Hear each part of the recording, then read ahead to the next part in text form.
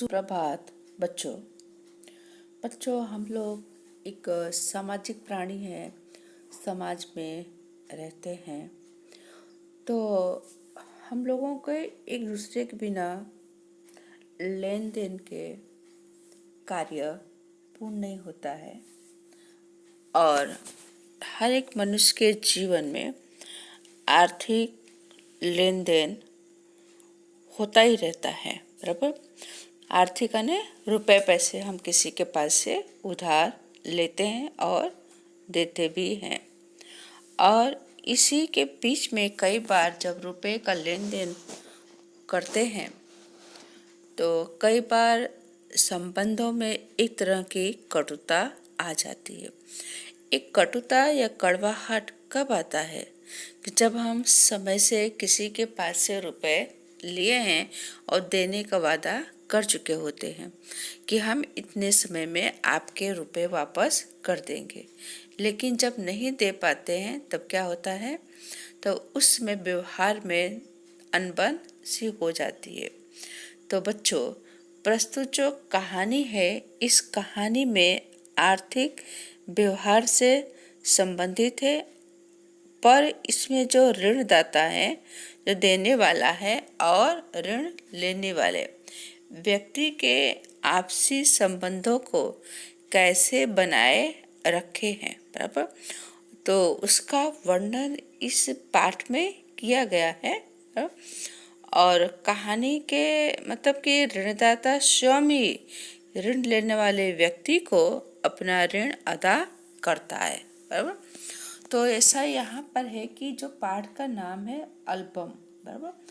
Album माने कि जिस तरह से आप लोग अपनी फोटो वगैरह संग्रहित करते हैं, बराबर, बचपन से लेकर के बड़े हो जाते तब तक तरह तरह की फोटो होती है इस एल्बम के अंदर।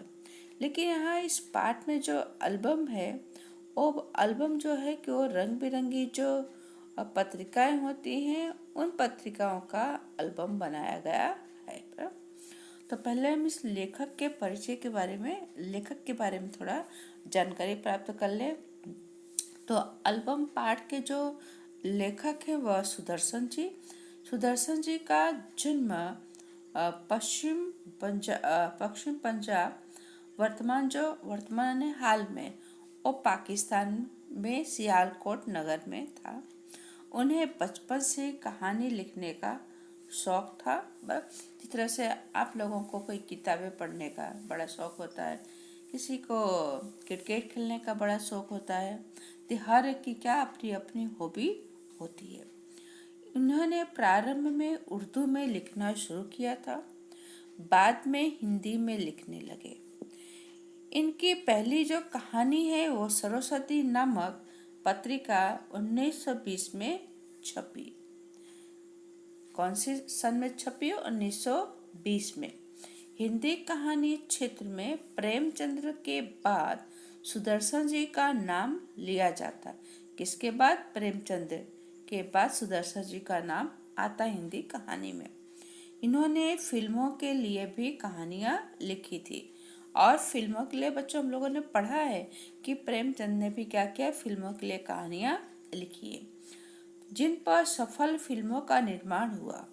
सुदर्शन, सुमन, पारस, पनघट इनके प्रसिद्ध कहानी संग्रह है। और ये जो प्रस्तुत जो कहानी है, इस कहानी में जो पात्र हैं, इस कहानी में बच्चों पूरी कहानी दो पात्रों के बीच में आसपास में ही इर्द गिर्द ही घूम के रह गई है। तो इस पाठ में जो पहला जो पात्र है पंडित शादीराम, और दूसरा जो है सदानंद, दोनों के बीच आर्थिक व्यवहार को मतलब कि व्यवहार हुआ है, उसमें संबंधों को किस तरह बचाया गया है उसका वर्णन यहाँ पर किया गया है। आजकल पैसों के किसी संबंध में दरार पड़ जाती है। ऐसे संबंधों में मानव मूल्यों का जतन करने की इस पाठ में मतलब कहानी के द्वारा हमें प्रेरणा सीख मिलती है। आर्थिक अन्य के रुपए पैसे और दरार आने जिसे बोलते हैं कि दरवाजे और दरवाजे के बीच में जो छोटी सी दरार होती है, पतली सी लाइनिंग, जिस तरह हम कई बार क्या करते हैं, आप लोग जिस तरह से रिसेस होती है या रिसेस के बाद मतलब कि कौन सा टीचर आने वाला छिप करके देखते, उसे कहते हैं दरज या दरार। बराबर। तो ये हुआ। फिर जतन आने संग्रह, प्रेरणा आने जिसे कहते हैं सीख या काम में लगाना, अपने आप को, बराबर, अपने आप को काम में लगाना। फिर ऋण आने की कर्ज या उधार, उसे। ओके। फिर आगे देखते इस पाठ के अंदर। इस पाठ का जो सारांश है, पाठ में देखिए कहानी जो है वो दो पात्रों के इर्द गिर्द घूम रही है। तो शादीराम और सदानंद पंडित, शादीराम लाला सदानंद के पुरोहित ने पंडित है, उनके यहाँ जाकर के कथा पूजा पाठ धार्मिक कार्य कराया करते थे। सदानंद से पंडित शादीराम ने लाला सदानंद से वर्षों पहले 500 रुपये कर्ज के रूप में लिए थे। कितने रुपए? 500 रुपये। शादीराम गरीब थे और पंडित शादीराम क्या थे? गरीब थे। और लाला सदानंद क्या थे? पैसे वाले थे, पर दिल के बुरे नहीं थे। वे लाला सदानंद का कर्ज चुकाने की जी तोड़ कोशिश करते थे। शादीराम अपना पेट काट काट कर सदानंद का कर्ज अदा करने के लिए रुपया जमा करते थे, पर कभी घर में किसी की बीमारी तो किसी अन्य कारण से रुपए उठ जाया करते थे ना, खर्च हो जाते थे। बेचारे शादीराम मन महसूस कर रह जाते थे।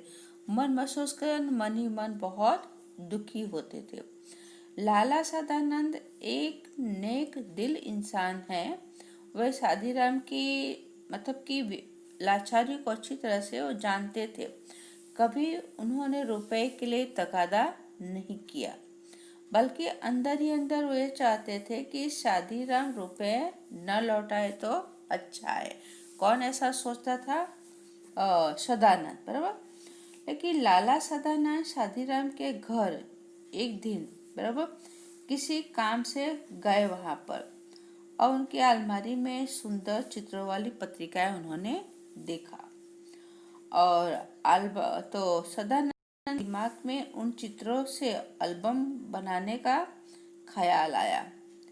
तो शादीराम से अच्छे चित्र, उन्होंने कहा कि जो अच्छे अच्छे चित्र हैं इन पत्रिकाओं में, इन पत्रिकाओं को क्या करो, अच्छे अच्छे चित्र जो है उससे अलग कर दो, उसे छांट दो। और शादीराम को विश्वास दिलाते हैं कि इससे उन्हें कुछ कमाई हो सकती है। और फिर सदानंद एल्बम तैयार कर उसका विज्ञापन देते हैं। विज्ञापन यानी उसका, जिस तरह आप लोग देखते हैं कि टीवी वगैरह में एडवर्टाइजमेंट देना, बराबर, अच्छी अच्छी चीज़ों को, मतलब जिस तरह की कई बार दूध का होता है, पेन का होता है, बाइक का होता है, गाड़ियों का होता है, साबुन का होता है, और टीवी में मतलब कि तरह तरह के विज्ञापन एडवर्टाइजमेंट होते हैं। तो काफ़ी समय तक कहीं से उन्हें कोई जवाब नहीं आता है। और एक दिन कलकत्ता के एक मारवाड़ी सेठ का पत्र मिलता है और एल्बम भेज दें, पसंद आया तो खरीद लिया जाएगा। अब इस घटना के, अब फिर उन्होंने एल्बम बना कर भेज देते। इस घटना के 6 महीने के बाद लाला सदानंद बीमार पड़ गए। पंडित शादीराम उनके लिए रात दिन माला फेरते रहे। कौन माला फेरता रहा? पंडित शादीराम। कौन बीमार हुआ? लाला सदानंद। तो पंडित शादीराम उनके सिरहाने बैठ करके भगवत गीता भी सुनाते थे। और एकाएक क्या हुआ कि सदानंद बेसुध हो गए, यानी ऐसा लगा कि जैसे उनके प्राण निकल गए। शादीराम सदानंद के सिरहाने बैठे थे।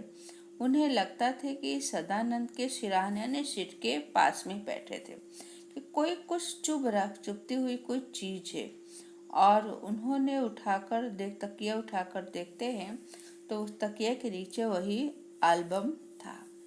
इस एल्बम को किसी सेठ ने नहीं, खुद सदानंद ने ही खरीदा था। कि जिसके पास से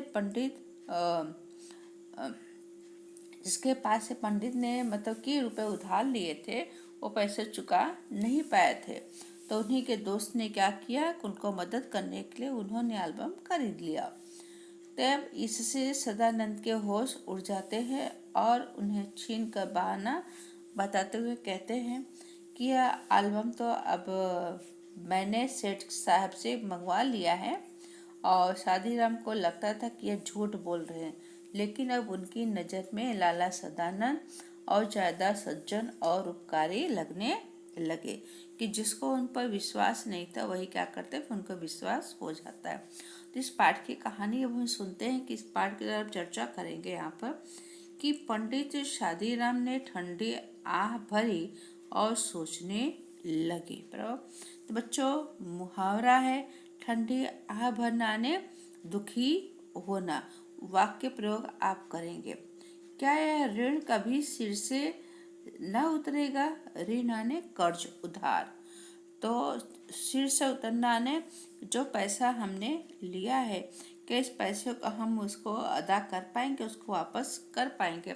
ऐसा कौन सोच रहा है? पंडित शादीराम ने। बराबर। ये गरीब थे परंतु दिल के बुरे न थे। वे चाहते थे कि जिस तरह भी हो अपने यजमान लाला सदानंद का रुपया अदा कर दे। बराबर। तो यजमान आने की जो कथा, पूजा पाठ आदि धार्मिक कार्य जो करने वाले व्यक्ति को यजमान कहा जाता। बराबर। तो उनके लिए एक एक पैसा मोहर के बराबर था। मोहर आने की पुराने जमाने का सोने का सिक्का। अपना पेट का काट कर बचाते, मगर जब 4 पैसे जमा हो जाते तो कोई न कोई ऐसा खर्च निकल आता जिससे सारा रुपया उड़ जाता। शादीराम के हृदय पर बर्छियां चल जाती थी और वे कुछ कर न पाते थे। बराबर। कि पंडित शादीराम एक एक पैसा इकट्ठा करते थे, पेट काट करके, यानी कि अपना खर्च थोड़े में ही चलाना। मतलब मुहावरा है, पेट काट कर बचाना ने थोड़े खर्च में काम चलाना। तो जो भी पैसा उनके पास आता था तो अपनी इच्छाओं को दबा करके तो पंडित शादीराम वो जो कर्ज लिए थे, कर्ज किसके पास से लिए थे? लाला सदानंद के पास से लिए थे। लेकिन जैसे वो पैसा इकट्ठा करते थे, किसी न किसी कारणवश पैसे उनके क्या होते थे? खर्च हो जाते थे। उड़ जाना आने खर्च हो जाना, ये भी मुहावरा है।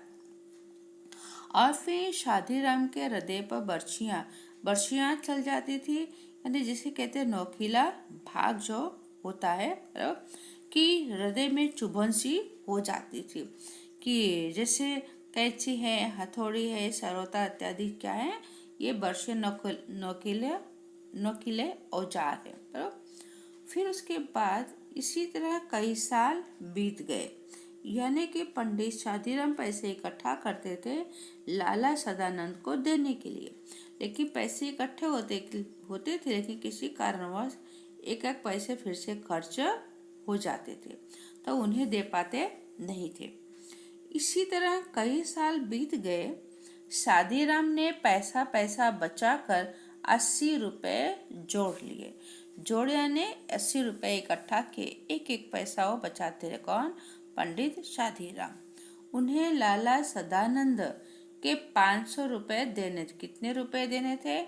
500 रुपए उनको देने थे। अब उन्होंने कितने रुपए इकट्ठा किए? 80 रुपए की रकम से ऋण उतारने का दिन आता प्रतीत हुआ। बराबर। उन्होंने एक एक पैसे इकट्ठा किया तो 80 रुपए इकट्ठा हुए।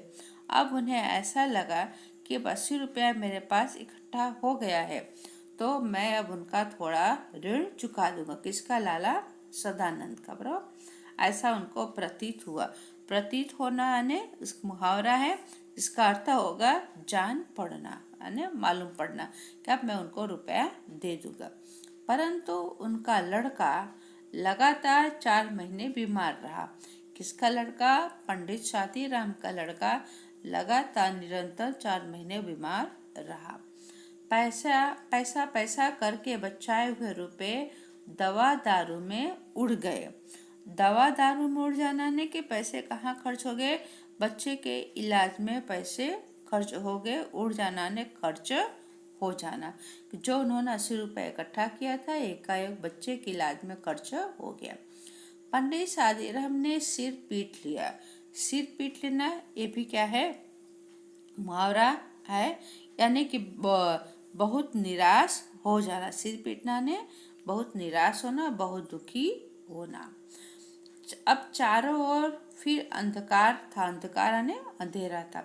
उसमें प्रकाश की हल्की सी किरण भी दिखाई न देती थी। उन्होंने ठंडी सांस भरी और सोचने लगे, क्या यह ऋण कभी सिर से न उतरेगा? कि जो मैंने यह कर्ज लिया है और यह कर्ज क्या कभी मैं उतार नहीं पाऊंगा? क्योंकि वो गरीब थे, उनके पास पैसे नहीं थे। वैसे गरीब थे लेकिन दिल के बहुत अच्छे थे। तो 80 रुपये इकट्ठा किए। 80 रुपये उनके बच्चे के इलाज में खर्च हो जाता है। लाला सदानंद अपने पुरोहित की व्यवस्था को जानते थे।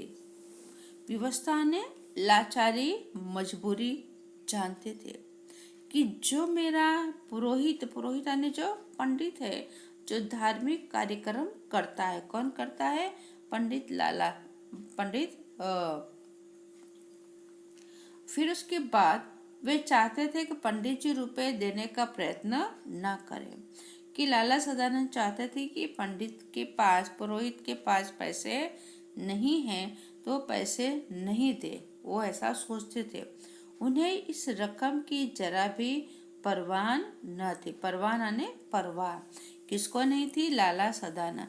लाला सदानंद कभी नहीं चाहते थे कि पंडित उन्हें पैसा वापस कर दे। उन्होंने इसके लिए कभी तकादा तक नहीं किया। तकादा ने कभी उन्होंने पैसे मांगे नहीं उनके पास से।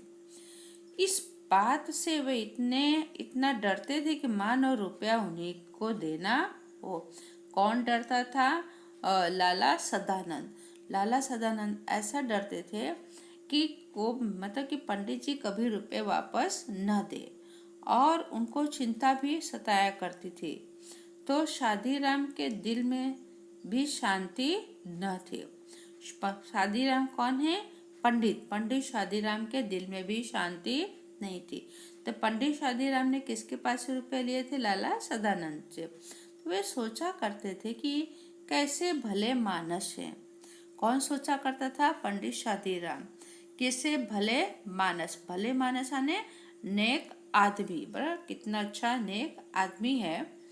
हाँ, कि वे अपनी रकम के बारे मुझसे बात तक नहीं करते। खैर, ये कुछ नहीं कहते तो सो तो ठीक है, परंतु इसका तात्पर्य थोड़े ही है कि मैं भी निश्चिंत हो जाऊं। मेरी तरफ इनका रुपया निकलता है तो मुझे देना चाहिए। अब पंडित शादीराम मन ही मन सोचने लगे, कभी लाला सदानंद ने मेरे पास रुपए की मांग नहीं की। कितने अच्छे, कितने नेक आदमी है। लेकिन खैर ना, कोई बात, कुशल है, ठीक है, नहीं किया। लेकिन तात्पर्य ने कि कहते कि मतलब यह थोड़ी है कि मैं भी उनके जैसा अनजान बन जाऊं। यह ठीक नहीं है। अब मेरे पास यह रुपया निकलता है उनको देने के लिए 500 रुपये, तो मेरा फर्ज बनता है कि मैं उनको 500 रुपया क्या करूँ? चुकादा कर दूं, उनको मैं दे दूँ। इस तरह से क्या लाला सदानंद, तो पंडित शादीराम सोचते हैं। अब उनमें लाला सदानंद के सामने सिर उठाने का साहस न था। सिर उठाने के साथ कि हिम्मत ना होना कि उनके सामने अपना सिर उठाकर कुछ बात कर सके। कौन? पंडित, जिसे कहते पंडित शादीराम। बराबर।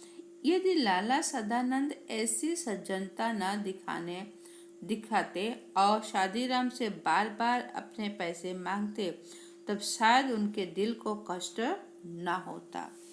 तो पंडित शादीराम को लगता है कि लाला सदानंद ऐसी सज्जनता, ऐसी मानवता जो दिखा रहे हैं, अगर वो ऐसा नहीं दिखाते, बार बार रुपए को तगादा करते, तो शायद मुझे इतना कष्ट, इतना तकलीफ नहीं होता।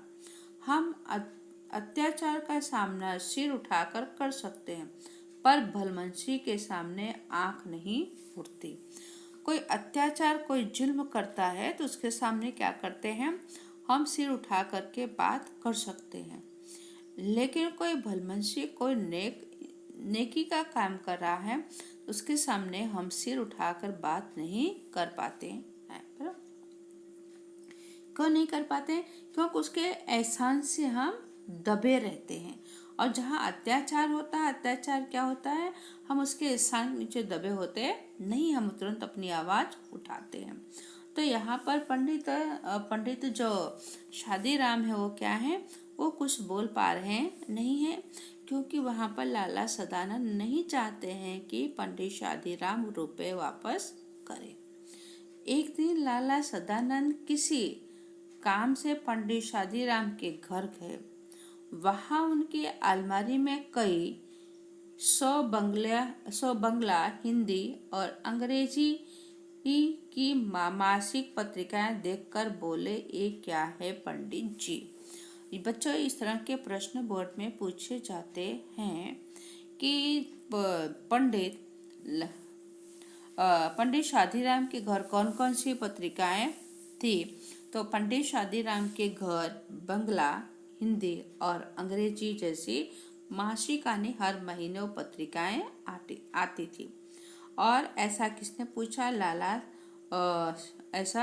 लाला सदानंद ने पूछा। तो पंडित शादीराम ने उत्तर दिया, पुरानी पत्रिकाएं हैं, बड़े भाई को पढ़ने का शौक था, वही ये पत्रिकाएं मंगवाते थे जब जीवित थे। यानी अब जो पंडित है, पंडित के भाई अब जीवित नहीं है, तो किसी को हाथ लगाने न देते थे। अब इन्हें कीड़े खा रहे हैं, कोई पूछता भी नहीं है, रद्दी में क्यों नहीं बेच देते हैं? बराबर। तो कहते हैं कि जब वो जीवित थे तो किसी का हाथ लगाने नहीं देते थे। अब इन पत्रिकाओं को क्या हो रहा है, अब इन पत्रिकाओं को कीड़े खा रहे हैं। उसके बाद फिर कीड़े खा रहे हैं, तो उन्होंने कहा कि इसको बेच क्यों नहीं देते हो?